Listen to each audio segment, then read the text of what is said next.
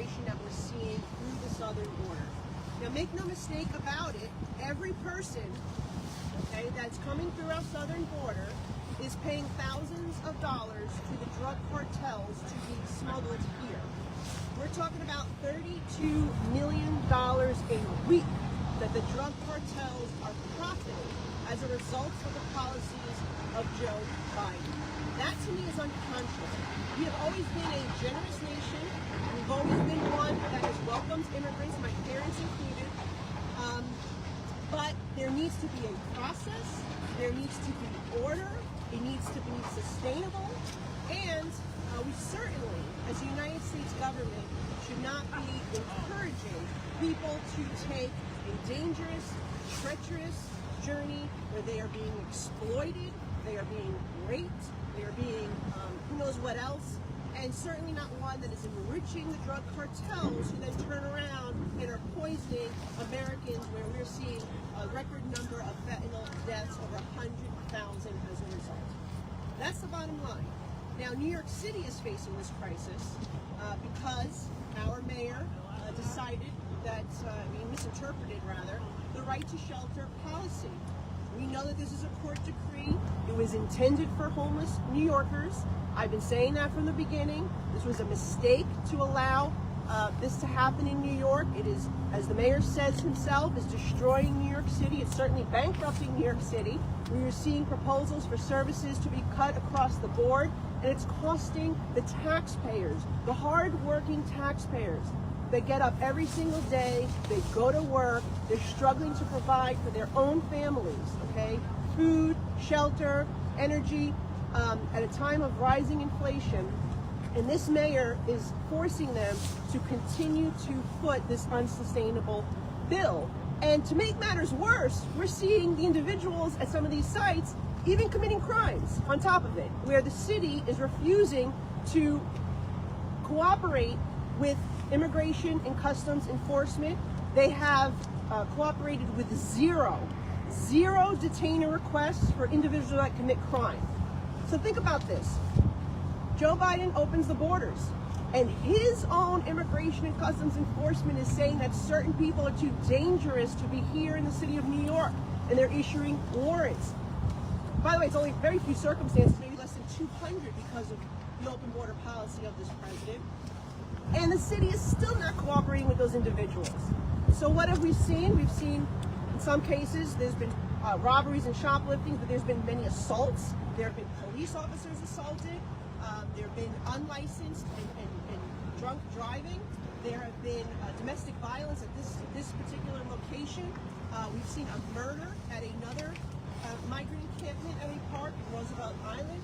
We have seen multiple stabbings. This is just unacceptable by anyone that has any common sense. And so we're saying that this has to come to an end. The mayor needs to stop misinterpreting this right to shelter. And by the way, I had a judge reaffirm that. It's not just Nicole Malliotakis saying right to shelter doesn't extend to New Yorkers. We went and sued at St. John's Villa regarding Staten Island, and that facility was shut down. And in the judgment, the decision, the judge said very clearly that right to shelter does not extend to citizens of other countries. Now think about it with your own common sense. How could it? If right to shelter is extended to people from other countries, that means there's 8 billion people on the planet. If they all came to New York City, they would be entitled to free housing. And how does that make any sense? So by just common sense, you know that the right to shelter does not extend to the citizens of other countries. But here in particular, while we wait for Chuck Schumer to pass our Border Security Act, or his own bill, if he doesn't like our bill, pass your own bill so we can reconcile the differences. We can't negotiate with nothing. So we're waiting for Senator Schumer to pass some type of border security and immigration measure in the Senate so we can proceed. We've been waiting since May. Okay. By the way, that bill, our border security bill, HR 2, would resolve this problem. It would stop it immediately because it undoes the executive orders of the president that created this mess. Aside from that, after hearing complaints from the residents in the surrounding area and from my colleagues of both parties, you know, Republican and Democrat here, November September 30th. And it passed with bipartisan support. Again, what I'm talking about here is all bipartisan, right? I'm joined by a Republican and Democrat saying that Floyd Bennett Field, this migrant encampment needs to close. And the legislation I passed to close it passed with bipartisan support.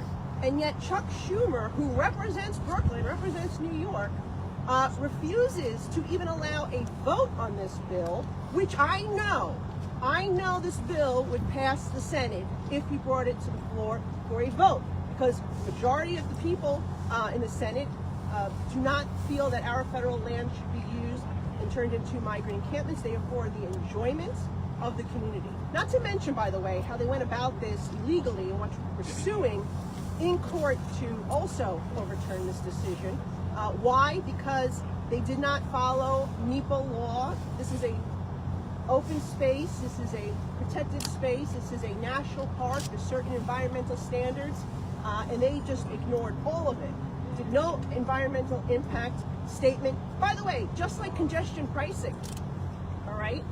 Think about it. When the Democrats that control our city and state have an agenda, all of a sudden, the environmental laws don't matter when it suits what they're trying to achieve. And we're seeing the same thing happening here where they're violating federal laws, and that's why the three of us elected officials are suing. I'd like to introduce, and I'll just say one last thing, James Madison High School. The idea that that was the backup plan, that they were going to push students to go remote, for who knows how long. I mean, at the time it was just for one day, but it could have been extended if there was a hurricane here, like Hurricane Sandy. To take away our school, that is shameful. And Chuck Schumer, who graduated from James Madison High School, I think should have a little more compassion for the students and the parents who are citizens here that pay taxes, and probably most of them voted and elected him. I want to turn it over to my colleague from the City Council, Joanne Ariel.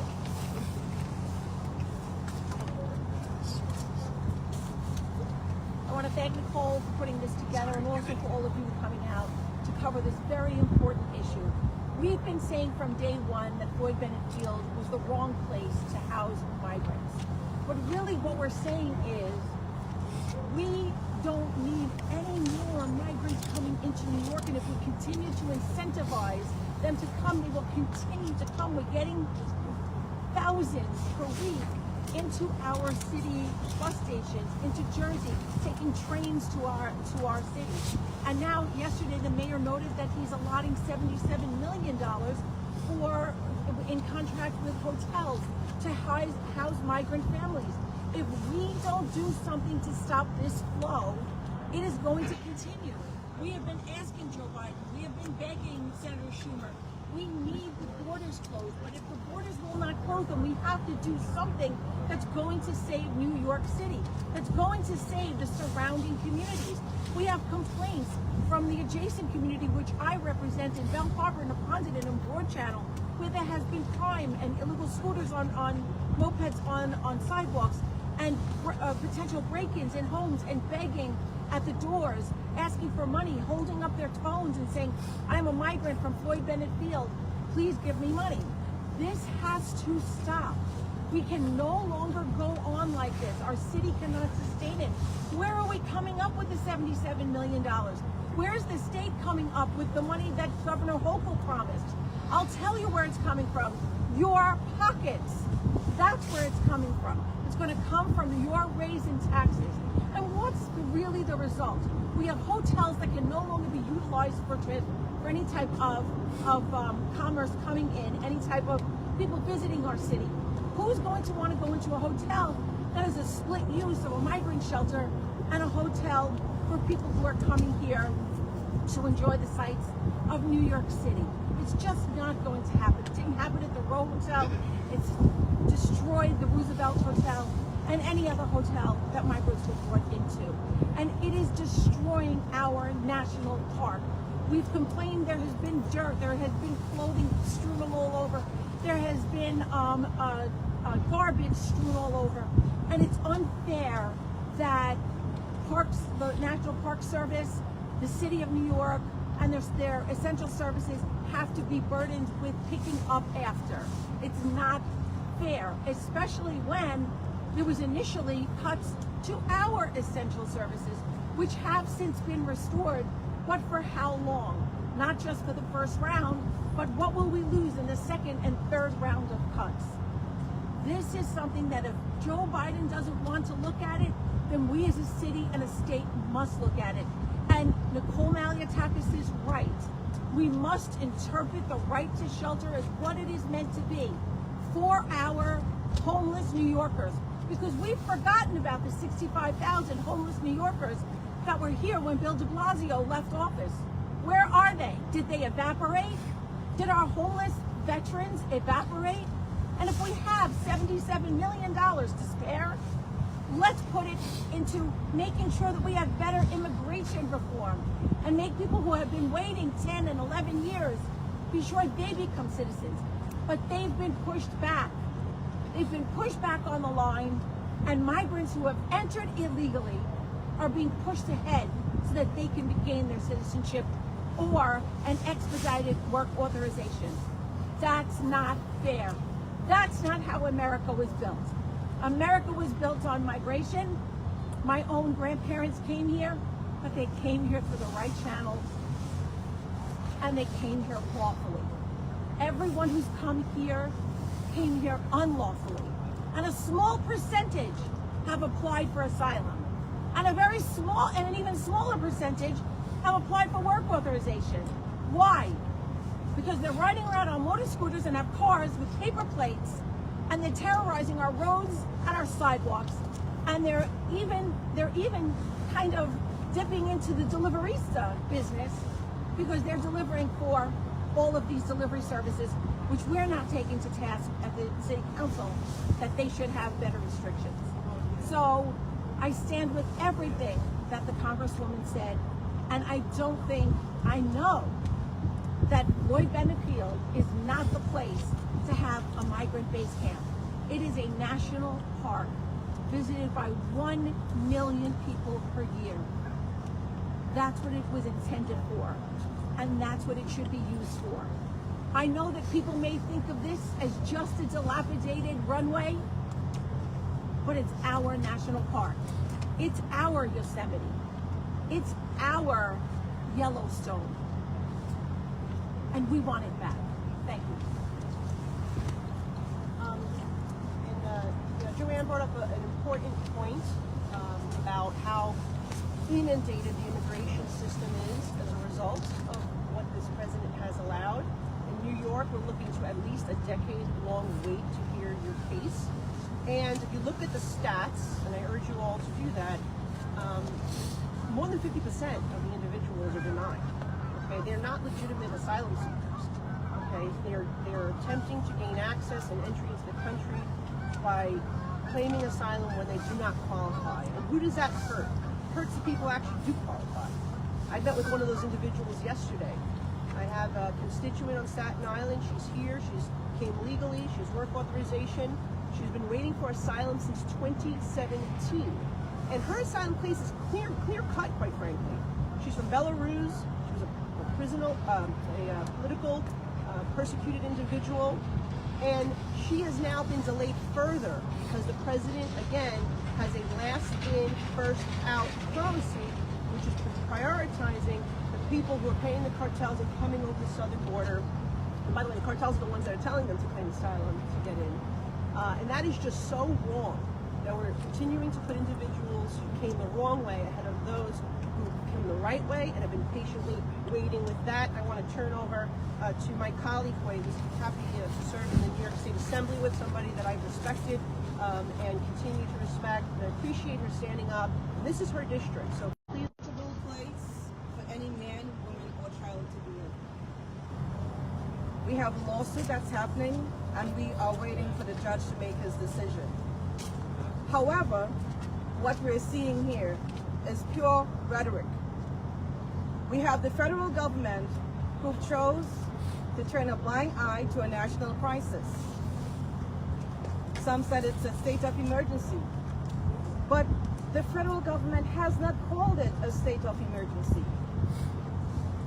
We are seeing that government in New York has taken it upon themselves to throw money at a federal issue. Our governor has outlined $2.4 billion for the migrant services.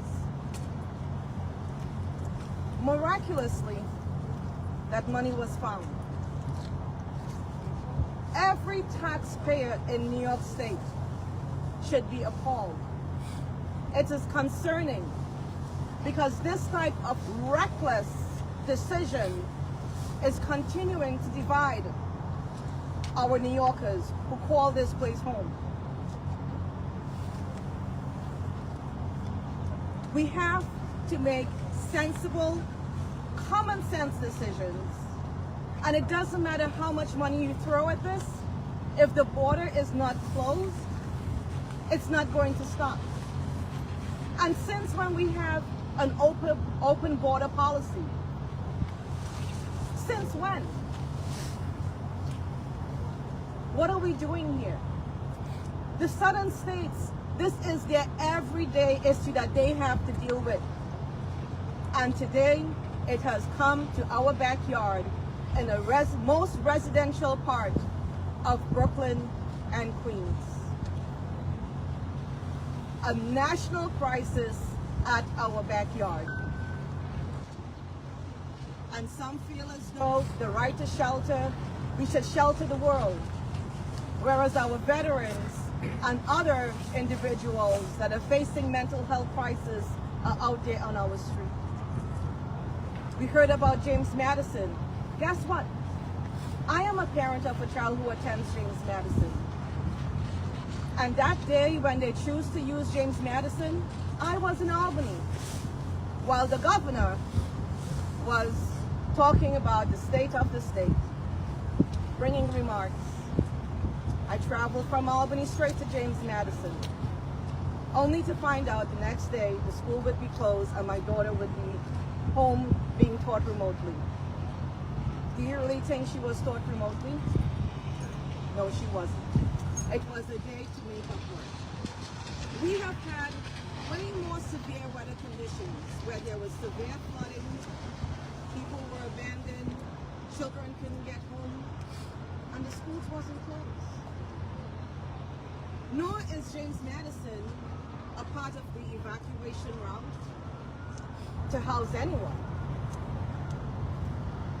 So you come up with things as you can, and you displace the community. And some might say, no, this is God's work. So haven't we not been doing God's work all the time?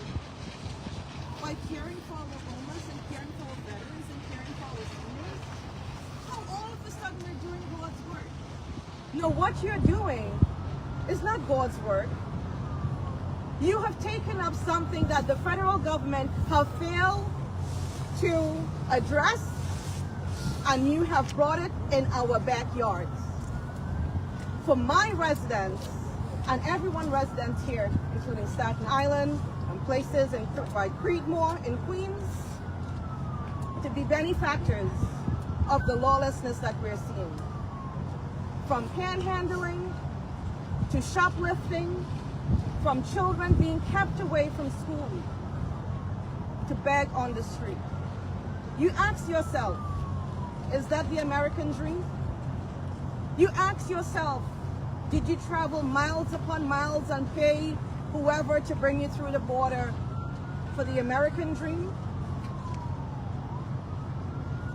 Every other person that is waiting patiently for a green card or work authorization or a social security number, should we make a public announcement today to say, hey, let's get a bus, let's take you to the border, and you can come back since we have an open border policy. Should we do that?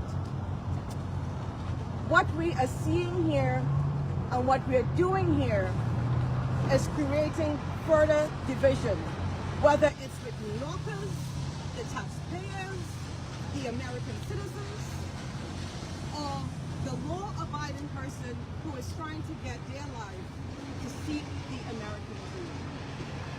We need common sense legislation, and federal government to stand up. Don't use, oh, it's the Democrat or it's the Republican. Forget about that. You want to say, oh, Trump had the borders closed. Well, thank God he had the borders closed. Because again, if we need to go into Canada or to any other country, there is a policy at the airport. When you come through JFK or LaGuardia, there is a process that we have to follow. So why are they not following? So, to my colleague, I support you, I support the bill, and I hope that this lease at Floyd Bennett Field can be revoked. Thank you. Thank you very much. We have someone from law enforcement here who has been a great partner as a federal representative. I'm very proud to represent the U.S. Park Police, and we have today the chairman of the Fraternal Order of Police for the U.S. Park Police, that is Ken Spencer, who can talk a little bit about the public safety and the understaffing issue. Thank you, Congressman. I'm just going to touch on some of the concerns that we have as law enforcement here. As I've said before, we only have 2 law enforcement officers assigned on duty here on Floyd Bennett Field, Police Park, and then all the beaches as well. So you can see how large this area is. Those 2 officers are supposed to be dedicated to the local communities and the visitors that we have here at the United States, at Floyd Bennett Field in the national park that we protect. What we have behind us now is, I'm being told there's actually closer to 3,000 people in that tent. And our patrol has been diverted from taking care of what we're supposed to be taking care of to a lot of the incidents that have occurred since this tent has been put up. We've had a bomb threat against the tent itself that didn't come to anything. We've had unpermitted events, 200, 300 people setting up makeshift marketplaces and selling things illegally, parties, loud music. If you look around, you can also see all the trash that's come about since this tent has popped up.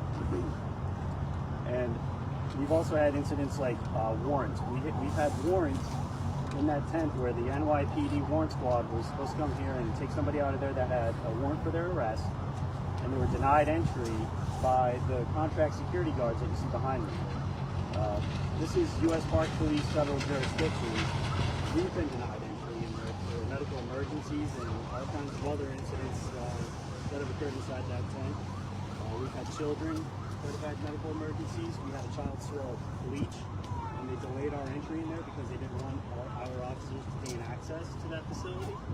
So these are huge concerns that we have. The spring and summer months are coming, and as you know, this place gets really busy during that time, especially out on the beaches. Of course, right now it's cold out, so you won't see much activity, but I can guarantee you once it starts getting warmer, they are going to intermingle with the local community, and some of the incidents that the Congresswomen and your city leaders here have talked about, it's going to increase once they're out and about a lot. So I will be here if you have any questions afterwards, but that's some of the issues that I wanted to bring to light to everybody else here. Think about how insane that is. There was a warrant for someone's arrest, and they couldn't even make the arrest because they were denied entry into the facility. It's just completely outrageous. With that, I'll take questions.